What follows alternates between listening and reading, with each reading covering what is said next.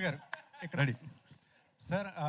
చిన్న out of box but not controversy sir. I'm all yours. అసలు పని controversy లేకుండా మన ప్రెస్ మీట్లు ఉంటాయా? కానీ కానీ కానీ సార్ ఏంటంటే మే ప్రతి సినిమా ప్రమోషన్స్లో ఎస్పెషల్గా లాస్ట్ 2 సినిమా ప్రమోషన్స్లో మహేష్ బాబు గారితో సినిమా కోసం మీరు కొంచెం ఎక్కువగా ఇంట్రెస్ట్ చూపిస్తున్నట్టు తెలుస్తుంది. అవును, ఆయన కామెడీ టైమింగ్ కానీ ఆయన 3 ఏళ్ళు మళ్ళీ వేరే సినిమాకి కమిట్ అయిపోయారు కదా. అవును. సో ఈ 3 ఏళ్ళలో ఇంకా మంచి కథ ఆయనకి డిజైన్ చేస్తారా? కానీ నేను చాలాసార్లు ట్విట్టర్లో అడిగారు మహేష్ బాబు ఫ్యాన్స్ గారు అందరూ. నాకు పోకిరీ ఈజ్ లైక్ నాకు ఒక ఒక టెక్స్ట్ బుక్ లాంటిది నాకు. సో ఎప్పుడు సినిమా తీసినా ఎంతో పోకిరీ లాంటి సినిమా తీయాలని, అంతే అని నేను ఎప్పుడు ఖర్చు చెప్పలేదు. But I try.